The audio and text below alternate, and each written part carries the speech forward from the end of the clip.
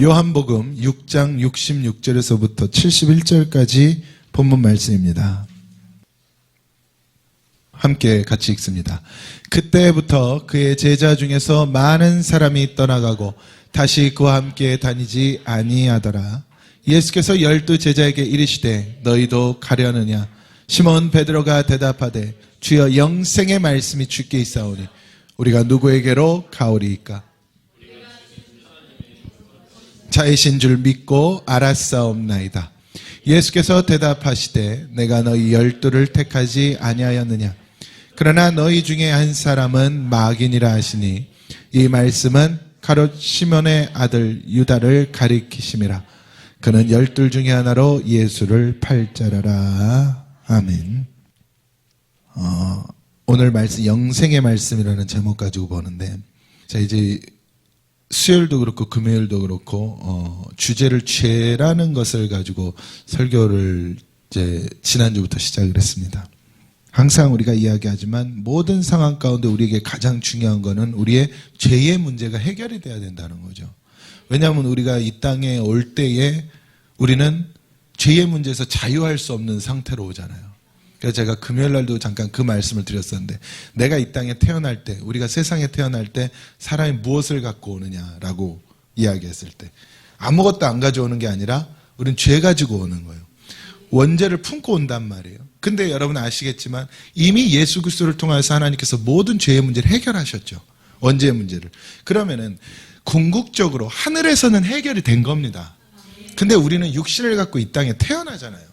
그럼 이 땅에 태어나서는 우리에겐 이제 뭐가 필요한 거예요? 신앙 고백이 필요한 거예요. 이걸 믿음이라 그러죠. 그래서 오직 예수 그리스도를 믿음으로 말미암아. 그렇죠? 그러니까 모든 구속의 역사, 죄 문제 해결의 역사는 사실은 어디에서는 먼저 이루어졌고 하늘에선 먼저 이루어졌어요. 그러니까 우리가 육체가 없는 존재면 상관이 없습니다. 그런데 우리는 무엇을 가진 존재니까? 그렇죠. 육체를 가진 존재로 이 땅에 태어나니까 이 땅 가운데서는 이제 우리의 이 죄 문제가 해결이 돼야 되는 거예요. 그래서 하늘에서 해결되어진 그 원죄 문제가 내가 태어나는 순간에는 믿음을 통하여서 해결이 돼야 돼요. 그래서 우리가 이 땅을 살아갈 때는요, 내가 구원받기로 작정된 자라 할지라도 반드시 누구를 믿어야 구원받는 거예요. 그렇죠. 예수를 믿어야 구원받는 거예요. 예수님을 믿지 않으면 구원받을 수가 없는 겁니다. 그래서 성경이 우리에게 가르쳐주는 절대로 용서받지 못할 죄가 한 가지가 있는 거예요. 예수 믿지 않는 죄. 다른 모든 죄는 용서받습니다. 여러분 윤리 도덕적인 죄도 그렇고요. 그래서 성경은 말하잖아요. 물론 구약의 율법에서는 좀 다를 수도 있지만 하나님의 은혜는 우리에게 죄의 양과 질을 따지지 않는다니까요. 하나님의 사랑은 우리에게 있어서 모든 죄 문제는 용서하신다고 성경을 통해 우리에게 말씀하신 거예요. 그런데 절대로 용서받을 수 없는 죄가 무엇이냐? 예수를 믿지 않는 죄. 그러니까 믿음이 없는 죄는 용서가 안 되는 거죠. 내가 이 땅 가운데 아무리 선하게 착하게 윤리도덕적으로 살아간다 할지라도 예수 없는 죄는 결국 그 끝이 하나님께로 갈 수가 없다는 이야기예요. 그래서 우리에게 항상 신앙의 핵심은 우리가 믿음 생활하잖아요. 교회를 다닌다는 것 자체가 믿음 생활인데 이 믿음 생활하는 것의 핵심은 뭐냐? 죄 문제 해결입니다. 그러면은 우리가 믿음으로 말미암았는데 원죄는 해결했다 하지만 또 우리가 살아가면서 뭘 묻히고 살아갑니까? 육신에 죄를 묻히고 살아가요. 이것을 예수님께서는 제자들의 발을 씻겨주면서 설명을 해주셨죠. 몸은 한번 씻었지만, 그러니까 그 몸은 누가 씻어준 거예요? 예수님 십자가의 보혈로 씻어주셨지만, 그러니까 너희가 그냥 믿는다고 고백하면 되지만 너희가 이 땅을 살아가면서 짓는 또 다른 죄가 있는 거예요. 발이 더러워진다는 겁니다. 그래서 이걸 우리가 이해하기 쉬운 표현으로 뭐라 그래요? 자범죄라 그러잖아요. 내가 짓는 죄, 살아가면서 지을 수밖에 없는 죄. 왜? 이 세상, 이 땅의 권세를 사탄의 권세가 붙잡고 있으니까. 여기서 내가 살아가면 사실상 여러분 먹는 것조차도 땅의 소산 아닙니까? 우리는 하늘의 소산을 먹고 육체를 유지하는 게 아니란 말이에요. 그래서 구약성경에서 하나님께서 출애굽 당시에 광야를 지날 때에 만나를 주셨죠. 하늘의 음식을, 하늘 양식을 주신 거예요. 근데 만나를 주었더니 이 죄 많은 인간들이 뭐라 그러는 겁니까? 이것만 먹고 못 살겠다 그러죠. 원망하고 불평했던 거예요. 이게 육체를 가진 인간들, 세상을 밟고 살아가는 우리들 죄성인 겁니다. 그러니까 이 죄성을 가지고 살아가니까 아무리 내가 열심히 노력하고 교회 열심히 다니고 기도 열심히 해도 죄로부터 자유할 수가 있느냐 없다는 이야기예요. 여러분 아시잖아요. 아무리 비싸고 좋은 음식을 먹어도 뭘로 나옵니까? 배설물로 나오잖아요. 그게 우리의 죄성인 거예요, 여러분. 바울도 그래서 이야기했죠. 내가 가지고 있는 모든 좋은 것들을 다 배설물과 같이 버리겠다고. 그 얼마나 좋은 것들입니까? 지식도 좋은 것이고 학벌도 좋은 것이고 신분도 좋은 것이고 그리고 특히 시민권이라는 어마어마한 좋은 것들이 너무나 많았는데 바울이 이야기했던 건 뭐예요? 배설물과 같이 버린다 그랬죠. 그래서 저는 우리에게 마찬가지인 거예요. 아무리 좋은 것이 우리 안에 들어가도요. 또 아무리 좋은 곳에 살고 아무리 좋은 것을 입고 아무리 건강검진 열심히 받아도요. 우리는 나이가 들어가면서 점점 어떻게 되어갑니까? 그렇죠. 죽음을 향해 가고 있잖아요. 썩어간다는 이야기예요. 이게 인간의 죄성의 한계인 겁니다. 부패성인 거죠. 부패성. 그래서 우리가 이 땅을 살아가는 동안에는 반드시 무슨 문제를 해결하면 삶을 사는 거예요? 죄의 문제를 해결하는 삶을 살아가야 된다.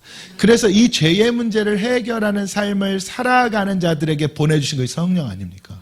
그래서 우리 가운데 항상 그렇죠. 하나님은 죄인을 사랑합니다. 예수 그리스도를 통해서. 그러나 하나님께서 붙들어 쓰는 자들은 누구예요? 그 죄의 문제가 십자가 보혈의 피 앞에 해결되어진 자들. 그러니까 사용은 의인을 사용하신다는 이야기죠. 우리 가운데. 그래서 성령은 죄인에게는 오지 않습니다, 여러분. 성령은 어디에 가는 거예요? 죄의 문제를 회복한 자들에게 가는 게 성령입니다. 그래서 예수님께서 이 땅에 계시는 동안에는 제자들이 성령 받지 않은 상태에서 예수님만 성령 받았죠. 왜냐하면 예수님 자체가 뭐니까? 예수님 자체가 구원자니까 그분하고만 함께하면 되는 거예요. 예수님 자체가 말씀이고 자체가 구원이고 예수님 자체가 천국이란 말이에요. 그러니까 예수님과만 함께하면 되는데 예수님이 이제 안 계시는 순간 어떻게 되겠어요? 인간은 본성으로 돌아갈 수밖에 없는, 본성이 뭡니까? 죄성이잖아요. 죄성으로 돌아가게 되니까 예수님께서 뭐라 그러신 거예요? 기다려라, 기다려라. 언제까지? 성령이 임할 때까지 기다려라. 그럼 그 성령이 임하고 나야 그때부터 너희가 비로소 나를 따른다 그랬던 거죠. 그러니까 우리가 육체를 가지고 우리의 생각과 우리의 다짐을 가지고는 절대로 무슨 길을 걸어갈 수가 없다는 이야기입니까? 이 구속의 길을 걸어갈 수가 없다는 걸 예수님이 우리에게 가르쳐 주셨던 거죠. 그래서 여러분 사실 우리는요, 믿음의 사람들은 무엇을 보고 따라갑니까? 영생을 향해 가는 거잖아요. 그렇죠? 영생을 향해 가는데 가장 큰 걸림돌은 죄입니다. 그래서 이 죄의 문제가 해결이 돼야 된다. 그래서 저는 이렇게 말하는 거죠. 이 죄의 문제를 해결하려면 반드시 있어야 되는 게 뭐냐? 말씀이에요. 그러니까 그렇잖아요. 오늘 본문에서도 마찬가지지만 제가 이 앞부분과 연결해서 좀 이야기를 하겠지만 예수님께서 십자가에 대한 이야기를 하신단 말이죠. 예수님께서 이 십자가에 대한 이야기 하시는데 이 십자가에 대한 이야기가 어떤 이야기입니까? 내 살과 피를 너희가 먹어야 된다고 설교를 하시는 거예요, 예수님께서. 요 직전에. 그랬더니 제자들이 뭐라 그럽니까? 이 말씀 너무 어렵다. 이거 도대체 무슨 소리냐? 어떻게 따라야 되냐? 그때 예수님 그러시죠. 이 말이 너희에게 걸림돌이 되느냐? 내가 너희에게 지금 전한 메시지가, 이 설교가, 말씀이 걸림돌이 되느냐 그러잖아요. 그러면 무슨 말이에요? 여러분, 이 죄의 문제가 해결되려면 예수 그리스도의 살과 피가 있어야 되는 거예요. 예수 그리스도의 몸 자체가 뭐라 그랬어요? 생명의 떡이라 그랬잖아요. 이게 생명의 떡이에요. 그래서 여러분, 예수 그리스도의, 우리가 성찬식 때 예수 그리스도의 떡을, 몸을 먹고 피를 마신다라는 게 예수님의 몸 자체가 생명의 떡, 그것을 먹어 내가 구원을 얻는 거예요. 할렐루야. 그리고 그 피를 통해서 내 죄 문제 해결이 된단 말이에요. 그러니까 우리에게 가장 중요한 것은, 제가 그때에서 그래서 성찬식을 이야기할 때 그 말씀 드렸잖아요. 예수님의 살이 찢겨짐으로 말미암아 물과 피가 다 쏟아진 것. 그럼 결국에 쏟아진 마지막에 물과 피가 오늘날 우리에게 말씀으로 찾아온다는 이야기예요. 예수 그리스도의 말씀. 이제는 예수님이 내 옆에 계시는 게 아니잖아요. 예수님 뭐라 그랬어요? 이제는 내가 너희 안에 있대요. 이 너희 안에 있고 예수님의 본체는 하나님 우편에 계시고, 그럼 우리에게는 이제 무엇으로 함께하는 거예요? 영으로 함께한다는 이야기거든요. 그래, 그건 성령입니다. 그러면은 우리에게 이 땅을 살아가는 내게도 믿음으로 함께해야 되는데, 오늘날 믿음은 들음에서 나고 말씀이 우리에게 믿음인 거예요. 그래서 예수 그리스도는 오늘날 우리에게 뭘로 존재합니까? 말씀으로 존재하는 거예요. 그래서 말씀을 무슨 말씀이라고 베드로가 오늘 고백을 했어요? 영생의 말씀이라고 고백을 한 거죠. 그런데 베드로가 그랬잖아요. 영생의 말씀이 주께 있는데 내가 어디로 갑니까? 근데 안 떠납니까? 베드로가 떠났어요. 왜 떠났습니까? 연약해서. 마음은 원이로되 육신이 연약해서. 이게 우리 육체인 거예요. 이게 죄라고. 그러니까 이 죄 문제를 해결하기 위해 성령 보내줬던 거예요. 사실 오늘 설교의 끝입니다. 그러니까 우리에게 가장 핵심적인 것은 영생의 말씀이 내게 있다. 그럼 그 사람은 은혜 받은 자입니다. 다시 말하면 말씀을 듣고 믿어진다. 이거보다 큰 은혜는 없는 거예요. 여러분, 사람들에게요, 예수 그리스도에 대한 메시지를 주었을 때 믿는 자가 있고 믿지 아니하는 자가 있잖아요. 여러분, 믿는 것 자체가 복입니다. 그러면은 그 믿음이 이제 한 단계, 그 다음 단계로 나가야 되는 거죠. 그냥 믿는다 해서 끝나버리면 안 돼요. 이제 그 믿음이 뭘로 나가는 거예요? 성령의 충만성까지 나가줘야 돼. 이거를 야고보 사도가 뭐라 그랬던 거예요? 내 믿음을 보이는 행위라 그랬던 거예요. 그러니까 율법이 구원을 하고 행위가 구원을 한다는 뜻이 절대 아닙니다, 여러분. 내가 믿었으면, 믿음의 은혜를 얻고 죄의 문제가 해결이 되었으면 어디로 나가라는? 거룩성으로 나가는데, 이 거룩성은 내가 이룰 수 없으니까 성령을 통해 이루어라. 그래서 육은 무익하니 살리는 것은 영인 영의 삶으로 바뀌어지는 거예요. 이게 우리에게 신앙생활의 모습인 겁니다. 그러니까 영생의 말씀이 내가 있으면 나는 어디를 향해 가게 되어 있어요? 영을 향해 가게 되어 있는 거예요. 아멘. 근데 많은 사람들이, 저도 그럴 때가 있겠지만 여러분들도 마찬가지고, 많은 크리스찬들이 내가 하나님을 사랑하고 영생의 말씀을 듣고 내가 하늘을 바라본다고 말하지만 사실상 우리 삶의 모든 중심은 어디에 맞춰져 있습니까? 육에 맞춰져 있고 세상에 맞춰져 있잖아요. 아니라고 하지만 그렇게 되어 있어요. 내 육의 문제가 더 중요해져 버렸으니까. 그러니까 여러분, 우리가 하나님의 말씀과 상관없이 내가 뭐가 자꾸 훼손이 되는 거예요? 거룩성이 자꾸 훼손이 된 거예요. 그러니까 성령이 내게서 마음껏 역사를 못한다는 이야기죠. 그래서 여러분, 오늘 본문을 통해서 우리가 함께 볼 것은, 죄 문제는 말씀이 해결합니다. 말씀을 들을 때 내가 죄인인 줄을 깨닫는 거예요. 그러니까 말씀을 들을 때 내 자범죄의 문제를 깨닫고 해결을 해야 돼. 그러니 말씀이 아니면 나에게 네가 죄인이다라고 가르쳐줄 수 있는 게 없잖아요. 여러분, 세상 사람들 사이에서는 누가 누구를 죄인이라고 서로 정죄하겠습니까? 다 거기서 거기 아닙니까? 그런데 오직 말씀은 살아있고 운동력이 있는 좌우의 날성 검과 같은 이 하나님의 말씀만이 나에게 뭐라고 할 수 있는 거예요? 회개하라 라고 말할 수가 있다는 이야기예요. 그때 내가 내 죄의 문제를 그대로 그 앞에, 그러니까 제가 그 설명할 때 했잖아요. 노아가 그랬다고요. 노아가 그 과정들을 딱 거치고 포도 농사를 지은 다음에 노아가 가장 먼저 했던 게 장막 안으로 혼자 들어갔다 그랬죠. 그러니까 그게 복음의 시각에서 우리가 바라면 노아가 그냥 술 취해서 누웠다 이렇게 볼 수 있지만, 그 말이 아니라 포도 농사 자체가 신약에선 포도는 예수 그리스도의 피잖아요. 그러니까 노아가 그 장막 가운데 들어간 것 자체가 무엇을 이야기하는 거예요? 예수 앞에 자기의 모든 허물 드러내는 거라니까요. 그러니까 하체를 드러내는 게 허물을 드러내는 거라고. 근데 그 하체를 드러냈을 때의 그 허물을 드러내는, 누구에게만 드러내는 거예요? 말씀 앞에, 예수 앞에 드러내는 거예요. 그러니까 어떤 것도, 사람은 각양각색입니다. 사람은 내 허물을 보았을 때 덮어주는 사람이 있을 수도 있지만, 내 허물을 보았을 때 공격하는 사람이 있을 수도 있고, 겉으로는 티 안 내지만 속으로 욕하는 사람이 있을 수도 분명히 있을 겁니다. 내 약함을 누군가 알았을 때 그것을 품어주고 보호해주는 사람도 있을 수 있겠지만, 그것을 가지고 자기 스스로 판단하는 사람들도 분명히 있을 거란 말이죠. 그런데 오직 하나님만이 모든 내 죄의 문제로부터 나를 뭐한다? 품어. 이게 하나님 사랑입니다. 그래서 말씀만이 나에게 뭐라고 말할 수 있는 거예요? 회개하라 라고 말할 수 있는 거예요. 예수께로 돌아오라. 여러분, 성경의 역사 자체가 그거였습니다.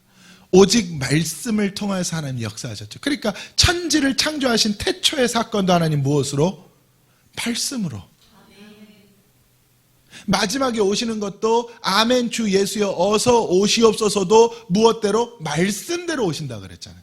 그러니까 모든 것은 말씀으로 시작해서 말씀으로 끝날 수밖에 없는. 그래서 하나님을 알파 오메라고 이야기할 때 시작과 끝이라고 말하지만, 이 시작과 끝이 하나님의 살아계신 말씀입니다. 그래서 여러분, 이 말씀만이 구원의 길이다. 그럼 첫째로요, 이 말씀은 그러면 구원의 길이기 때문에 뭐예요? 그 말씀이 예수 그리스도입니다. 우리에게는. 여러분, 우리는 예수 그리스도를 직접 못 봤죠. 그런데 도마와의 대화에서 예수님 하셨던 말씀 여러분 기억하십니까? 너희는 나를 본고로 믿느냐? 보지 않고 믿는 자는 복되다 그랬죠. 제가 과거에 그 말씀을 항상 보면서 곰곰이 생각했던 게 그거였어요. 보지 않고 믿는 자가 누군가 했더니 우리더라고요. 예수님을 보지 못하고 믿는 자는 우리입니다. 그럼 우리가 복될 수 있는 이유는 뭔가요? 완성되어진 성경 66권의 말씀을 통해서 예수를 바라보니까 복되다는 거예요. 예수 그리스도 시대에 심지어는 사도 바울도 완성된 성경은 못 봤잖아요. 사도 요한도 완성된 성경은 아마 못 봤을 겁니다. 못 봤죠. 그러니까 우리가 왜 복된 거예요? 이 완성되어진 하나님의 66권의 말씀을 통해서 예수를 보는 거예요. 이게 얼마나 큰 복입니까? 그리고 이 말씀을 통해 믿음이 생겨.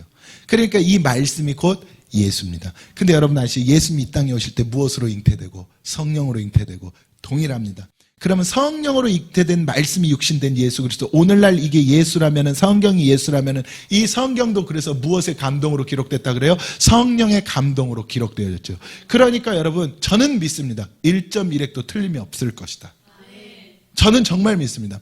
만약에 이 성경이 틀린 부분이 있고, 만약에 인간들이 뭐 번역하는 과정에서 뭐 하는 과정에서 다 틀렸다라고 이야기한다면 하나님이 그 정도까지 역사를 안 하셨다는 이야기 아니에요.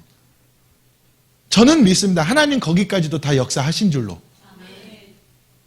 그래서 인간이 가진 머리에 학문이 밝힐 수 없는 수많은 비밀들이 이 안에 저는 완벽하게 들어있다고 저는 믿어요.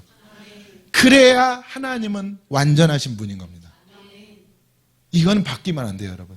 그래서 성경은 잘못될 수가 없는 거예요. 말씀은 잘못될 수가 없는 겁니다. 오류가 있을 수가 없는 거예요. 그래서 이 말씀 자체가 예수라는 이야기예요. 이게 성립이 돼야 됩니다. 그래서 우리는 오늘날 예수 그리스도를 직접 보지 못하고 만나지 못했지만 성경을 통해 예수를 만나, 말씀 통해 예수를 만나, 그리고 이 말씀 통해서 예수가 믿어져. 이 자체가 예수인 거예요, 오늘날.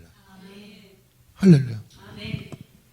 그래서 말씀이 예수다. 그러니 예수님이 이 땅에 오셔서 구속사를 위해 십자가를 지셨잖아요. 십자가를 지는 그 복음, 당신이 찢기고 당신이 피를 흘린다는 그 복음. 근데 그 복음 때문에 수많은 사람들이 떠났다니까요. 그 수많은 사람들이 떠났어. 이게 뭐예요? 여러분, 결국 말씀은 우리에게 무엇을 지라고 가르쳐 줍니까? 십자가를 지라고 가르쳐 주는 거예요. 예수님께서도 말씀으로서 이 땅에 오셨을 때 십자가에 대한 복음을 말했고, 우리에게도 십자가를 지라고 말씀하십니다. 그런데 여러분, 예수님이 기적을 행하고 먹을 것을 주고 죽은 자를 살리고 무리를 걸을 땐 사람들이 다 환호했단 말이에요. 다 환호했는데 결국 예수님이 무엇을 이야기할 때, 내가 너희에게 보일 기적, 요나의 기적, 내가 십자가를 지고 죽어야 된다는 그 복음이 선포할 때 사람들이 다 떠난 거예요. 심지어는 예수님의 제자들 중에도 떠났다는 이야기예요. 정말 많은 사람이 떠나갔어요. 여러분, 결국 오늘날 말씀이 우리에게 예수 그리스도의 뜻으로 주신 것은 십자가지라는 거거든요. 십자가가 뭡니까? 사랑이잖아요. 그러니까 이 하나님의 사랑, 예수님 마지막 새 계명을 너희에게 주노니 너희가 서로 사랑하라요. 이 사랑은 허다한 죄를 덮고 모든 문제를 해결한다 그랬어요. 그런데 여러분, 곰곰이 생각해 보세요. 오늘날 믿는 자들 가운데 이 사랑의 완성이 이루어지는 경우가 많은지, 아니면 이 사랑이 파괴되어서 온갖 분쟁과 온갖 싸움과 온갖 비방과 정죄가 나오는 경우가 많은지, 이걸 생각해 보면 답이 나오는 거예요. 뭐 누가 뭐 무슨 비리를 저질렀다, 무슨 비위를 저질렀다, 저는 이걸 말하고자 하는 것 아닙니다. 여러분, 십자가의 사랑은요, 의인을 사랑하는 게 아니에요. 죄인을 사랑하는 겁니다. 여러분, 하나님께서는 의인을 사랑하라고 예수 그리스도를 주신 게 아니라 죄인 사랑하라고 보내주신 거예요. 그럼 우리도 마찬가지예요. 우리도 내 목에 대인 십자가를 진다면은 나도 누구 사랑하라는 이야기예요? 그렇죠. 죄인 사랑하라는 이야기예요. 나한테 잘 못하는 사람에게 사랑 주라는 이야기예요. 나에게 상처 줬던 자를 용서하고 품어주라는 이야기예요. 나를 어렵게 한 자들에게 사랑 주라는 이야기예요. 여러분, 나에게 잘해주고 나에게 내 입안에 혀처럼 구는 사람들은요, 그 사람은 당연히 좋죠. 나한테 잘해주니까. 내 가족, 내 형제, 여기에 대한 사랑은 여러분, 믿음 없는 사람들도 하는 사랑 아닙니까? 내 자녀에 대한 사랑, 그건 십자가 사랑이 아니에요. 여러분, 고슴도치도 사랑한대잖아요. 자기 새끼는. 그건 십자가 사랑과 아무 상관없습니다. 여러분, 왜 이웃이라고 표현했겠어요? 왜? 여러분, 우리에게 주신 이 십자가 예수 그리스도, 말씀이 예수란 이야기는 예수 자체, 그러니까 말씀을 듣는 자들아, 이 말씀은 우리에게 뭘 가르쳐 주는 거예요? 사랑을 가르쳐 준 거예요. 하나님의 사랑을. 그래서 성경 곳곳에 이것이 너무 잘 증거가 되잖아요. 고린도전서 13장에 뭐라 그럽니까? 귀한 것들이 있어도 사랑이 없으면 의미가 없대요. 그리고 새 계명은 서로 사랑하라. 예수님이 우리에게 가르쳐준 사랑은 딱 두 가지입니다. 하나님을 사랑하고 내 이웃을 사랑하고. 하나님을 사랑한다는 것은 믿음인 것이고, 여러분 하나님 사랑은 우리의 믿음인 겁니다. 이건 믿음이에요. 이건 신앙 고백이에요. 그리고 내 이웃을 사랑하라는 것은 뭐예요? 십자가지라는 거예요. 이 두 가지입니다. 예수님께서 이 땅에 오셨을 때 예수님 누구를 사랑했고, 하나님을 사랑했고, 아버지를 사랑했죠. 그리고 이 땅 가운데 뭐 지셨고, 십자가 지셨고, 이 두 가지가 예수님 사역의 핵심 전부 아닙니까? 그렇게 했더니 하나님은 뭘 시켜요? 부활. 이게 영광이잖아요. 우리도 마찬가지예요. 그래서 여러분 말씀을 통하여서 우리에게 무엇이 이루어지라? 이 사랑이 이루어지라. 그러니까 여러분 베드로가 그러잖아요. 68절에 예수님이 너희도 나를 떠나려느냐 그랬더니 베드로가 주여 영생의 말씀이 주께 있사오니 우리가 누구에게로 가오리까. 근데 이게 베드로가 여기서 딱 고백을 했는데 이게 그대로 이루어져요. 어떻게 이루어지는지 아시죠? 베드로가 이룬 게 아니에요. 예수님이 이루어. 베드로는 실족했고 베드로는 낙마했고 베드로는 예수를 부인했죠. 그랬음에도 불구하고 영적으로는 뭐가 찾아옵니까? 말씀이 생각나게 만들어. 베드로에게 베드로가 말씀이 생각나게 만들어. 그래서 회개하게 만드는 거예요. 근데 더 궁극적으로는 갈릴리 바닷가에서 돌아갔잖아요. 고기 잡으러. 돌아갔을 때 예수님이 부활한 예수님이 나타나서 베드로에게 바요나 시몬아 네가 날 사랑하느냐. 예수님 찾아온 거예요. 베드로가 예수님. 그러니까 베드로가 영생의 말씀이 주께 있사오니 우리가 누구에게로 가오리까 했지만 사실상 우리가 따라가는 게 아니라 누가 온 거예요? 먼저 그렇지 예수 그리스도의 사랑이 내게 온 거예요. 이 사랑을 받았기 때문에 이젠 너도 그리하라. 그래서 예수님 뭐라 그랬어요? 지금까지는 네 스스로 띠를 띠고 네가 원하는 곳으로 갔지만 이제는 두 팔을 벌리리니 사람들이 너를 부르는 곳으로. 그게 십자가잖아요. 두 팔을 벌리는 십자가예요. 십자가. 근데 베드로가 궁금했던 거죠.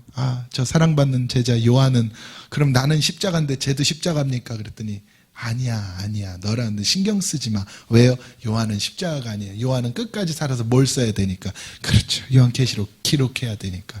그러니까 예수님께서 우리에게 주셨던 은혜가 달라요. 그러나 가장 중요한 것은 그 사랑이 붙잡아줬다는 이야기예요. 그 사랑이. 그래서 예수 그리스도가 말씀입니다. 영생의 말씀은 어디 있어요? 예수께 있어. 그리고 그 영생의 말씀이 뭐예요? 서로 그래 사랑하라. 십자가. 예수님이 우리를 사랑한 것처럼 너희 사랑해야 되는데 우리 안에 사실은 사랑이 무너진 거예요.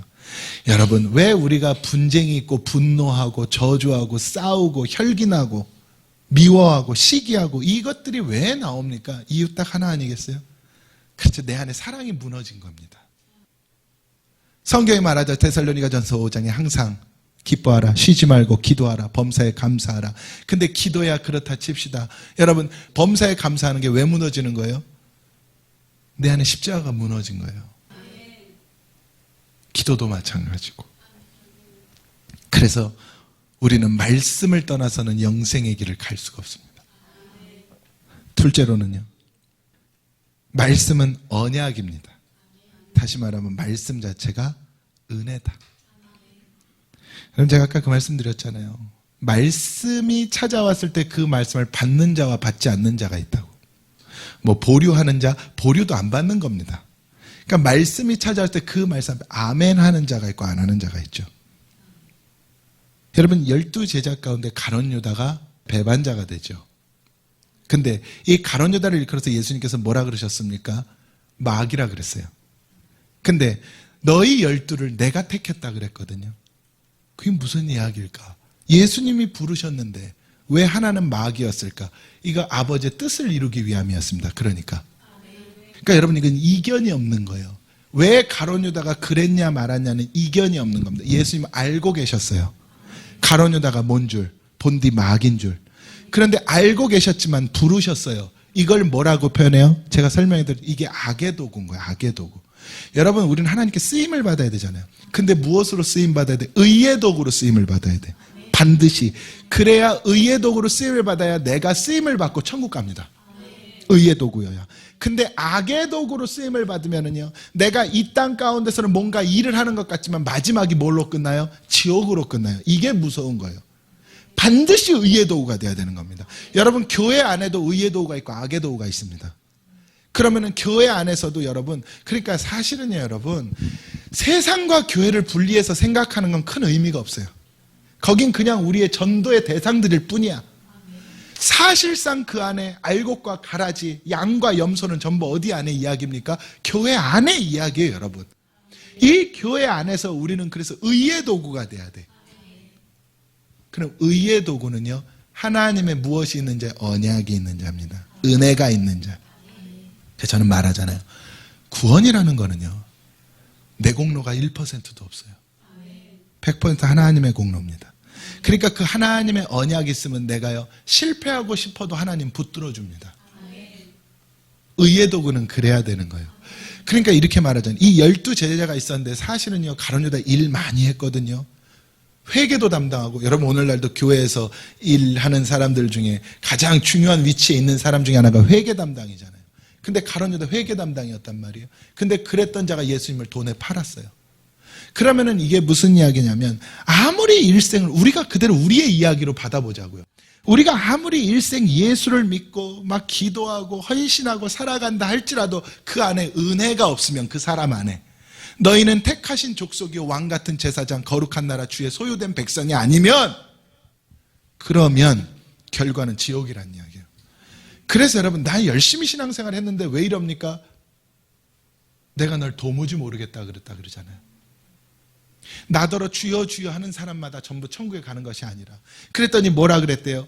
예수님 설명하시기를, 비유하시기를, 아니 주님, 제가 은사를 행했고 병을 고치고 귀신을 쫓아내고 말씀을 전하고, 그런데 제가 왜 천국에 못 갑니까? 난 널 모르겠다.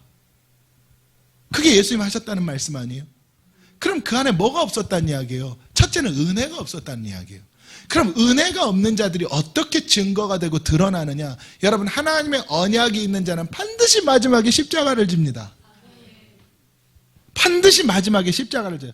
병을 고치고 귀신을 쫓아내고 설사 수많은 죽은 자를 살리는 역사를 행했다 할지라도 마지막에 십자가를 져요. 그렇게 행하고도 마지막에 나는 죄인으로서이다, 하나님 나를 구원하소서, 일로 돌아가야 돼. 그런데 그렇게 능력을 행하고 은사가 있고 막 교회가 어마어마하게 부흥이 되고, 만약에 그렇다고 합시다. 그러면 그 가운데서 누군가가 나에게 도전할 때, 누군가가 나에게 힘들게 할 때 그를 사랑과 용서로 품냐는 말이에요. 품어요? 내가 다 해결해 버리잖아요.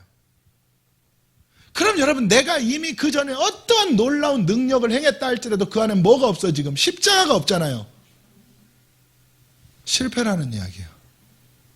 껍데기라는 이야기입니다. 그래서 여러분, 우리 가운데 오늘 이 말씀이고요. 말씀 자체가 언약이라는 거, 언약이 있는 자들은 반드시 은혜가 있는 자들 통해서 하나님 역사하는데, 이들을 하나님 어디로 보내는 거예요? 십자가지로 보내는 거예요. 그 모든 성경에서는 전부 십자가를 보낸 거예요. 그러니까 이 제자들 120문도들이 예루살렘에서 성령을 받았을 때 얼마나 기뻤겠어요. 여러분들 은혜 충만하면 기뻐 안 기뻐? 너무 기쁘잖아요. 근데 그들에게 첫 성령이 임한 거예요. 아마 상상할 수 없는 기분이었을 거예요. 그곳에서 모여서 기도하고, 자기들 심지어는 재산도 필요 없어, 다 갖다가 서로 나누면서 그러고 있는데, 하나님이 원한 게 그게 아니었어요. 어디로 가야 돼? 십자가 지러 가야 돼.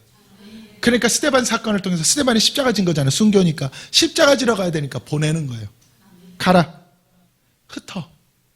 그러니 땅 끝까지 복음 와서 오늘날 우리가 예수 믿은 것 아닙니까? 할렐루야. 그래서 반드시 십자가로 끝나야 그 결과가 천국입니다. 셋째로는요, 그럼 영생의 말씀 뭐예요? 영생의 말씀은 육이 아닙니다. 영입니다.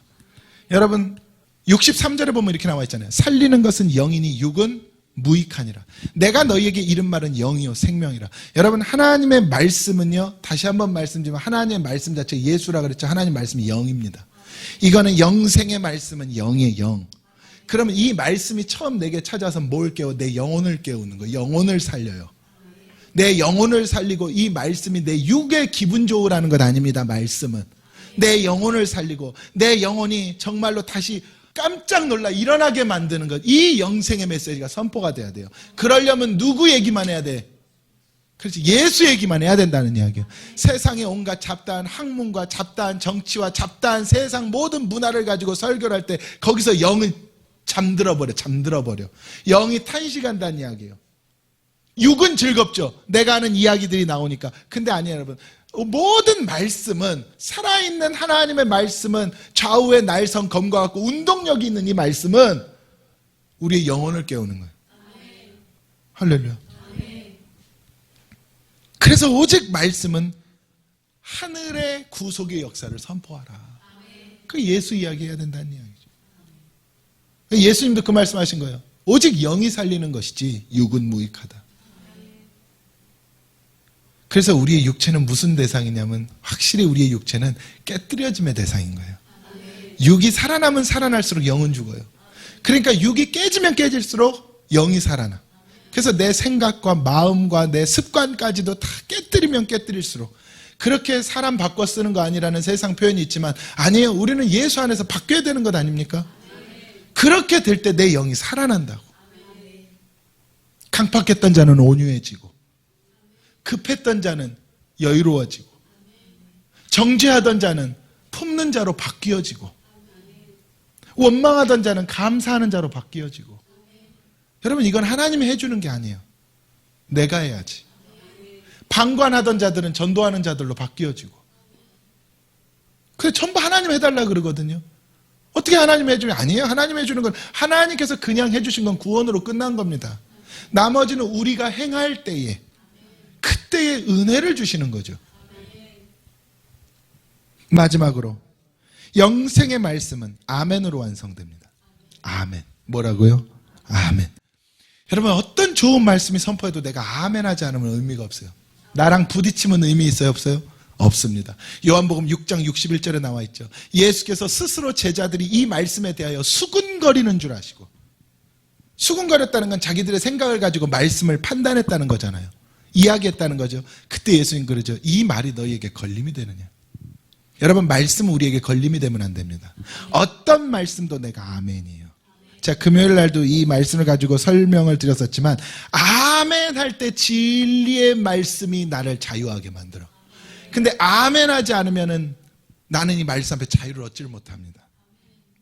너희가 진리를 알지니 진리가 너희를 자유케 하리라 그랬는데, 그 진리가 뭐예요? 말씀 아닙니까? 예수 아니에요? 그 진리가 내게 찾아서, 그럼 우리가 자유하지 못하는 건 무엇 때문이야? 죄 때문이에요. 오직 말씀만이 나로 하여금 뭐하게? 아멘하고 두 손 들게 만드는 거예요. 그때 죄가 떠난다니까. 그래서 자유하는 거지, 여러분. 그런데 말씀을 잘 내 생각하고 안 맞으면 들이받아버리잖아요, 말씀을. 이 딱 누가 하는 행동이에요? 염소. 할렐루야. 여러분, 지나간 것은 아무 상관없습니다. 하나님은 지난 것들은 기억조차 안 하신다 그랬으니까. 할렐루야. 그래서 이 시간부터 우리는 다시 뭘로 돌아가는 거예요? 아멘 하는 자의 신앙으로 돌아가자. 그걸 다른 말로 순종이라고 하는 것 아니에요? 근데 여러분, 진짜 순종은 아멘, 아멘. 말씀 가운데 아멘 하지 않으면은요, 어떤 경우에도 우리는요, 죄의 문제에서 자유할 수가 없는 거죠. 여러분, 다른 데서는 건강하게 사시지만 말씀 앞에서는 빨리 죽을수록 이득입니다. 할렐루야. 저는 그러한 역사가 있기를 바랍니다. 제가 오늘 말씀해 줄게요. 여러분, 영생의 말씀이 있다 그랬잖아요. 영생의 말씀. 영생의 말씀이 주께 있는데 내가 어디로 갑니까? 참 베드로 가요. 기가 막힌 이야기들을 너무 많이 한 사람이에요. 근데 결국 지나고 보니까 이 수많았던 고백들이 다 누구의 은혜더라? 첫 번째 했던 주는 그리스도시요 살아계신 하나님의 아들이십니다라를 고백하는 하나님의 은혜였고, 이 영생의 말씀이 주께 있는데 내가 주를 떠나지 않겠다는 걸 이루어준 거는 예수 그리스도의 은혜였고, 그러니까 우리는 오직 은혜로 사는 거예요. 은혜로 살기 위해서 하나님께서 우리에게 주신 것이 말씀. 그러니 그 말씀 가운데 우리는 두 손 드는 거죠. 저는 그러한 역사가 우리에게 있기를 주님의 이름으로 축원합니다.